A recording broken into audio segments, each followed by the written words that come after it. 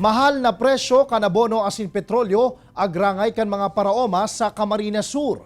Bastanteng supply asin baratong presyo kan pagkakan, tututukan subuot sa irarom kan liderato ni Presidente Bongbong Marcos. Uyan report ni Jessica Kalinog. We have to increase our production, and we've talked a little bit about the ways that we can do it. We can increase our production of rice and corn at least.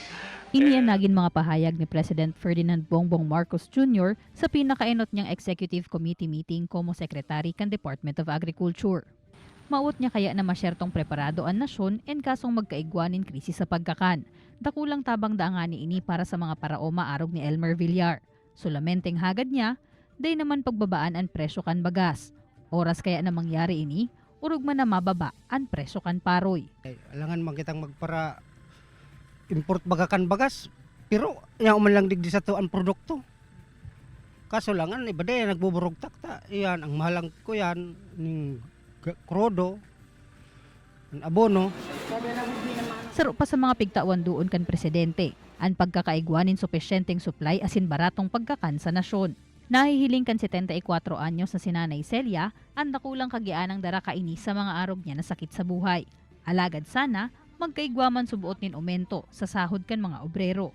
Kaya nga ni binutuan na mo siya, tanganing makakuha man kami, makaluwag-luwag man, tabiyo kaming nadidispisilan ka pagkaon na mo, uda ka trabaho.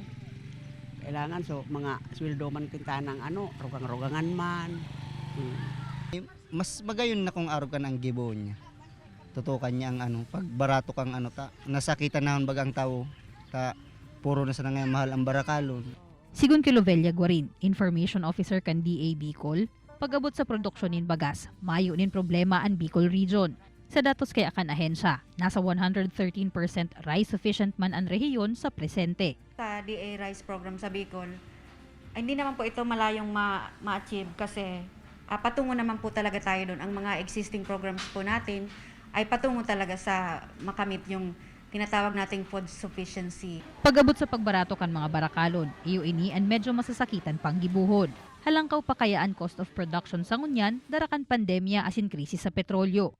Kaya padagos man na pigpapakusog kan ahensaan sa indang mga programa na makakatabang tanganing mainaan ang gastos kan mga paraoma durante kan produksyon.